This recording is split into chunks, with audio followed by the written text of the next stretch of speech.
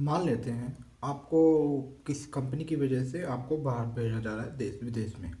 अब क्योंकि ये काम कंपनी आपको करवा रही है और कंपनी का ही आपको काम कर रहा है, तो कंपनी आपको कुछ कंपनसेशन भी देगी।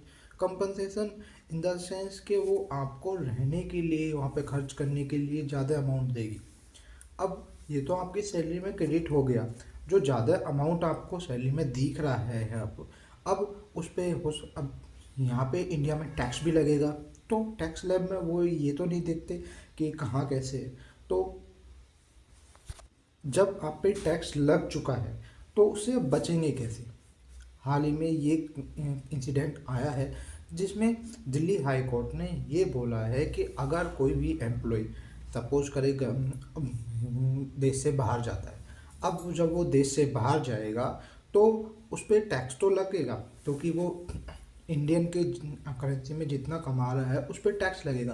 पर वो जब देश से बाहर जाता है तो उस अमाउंट पे, क्योंकि वो काम जो करने वाला है वो फिजिकली इंडिया में ना रह के विदेश में करने वाला है, तो वो आपको टैक्स लगेगा इंडिया में आके, क्योंकि वो आपने वो रिटर्न नहीं किए हैं, वो कहीं आपकी एडिशनल इनकम में आ गए हैं।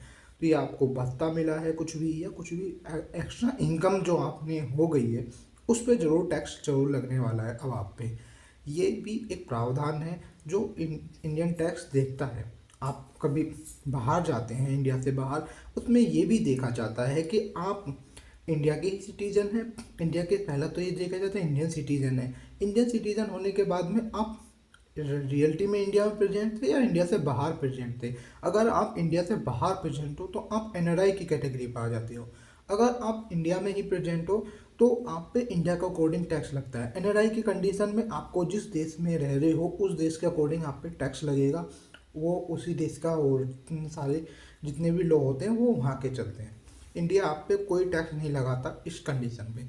पर अगर आपने कुछ भी एक्स्ट्रा इनकम जनरेट किया है तो जो एक्स्ट्रा इनकम है आपका, उस पर डेफिनेटली टैक्स लगता ही है इंडिया में, इंडिया के रूल के according. I hope you gain something from my this video.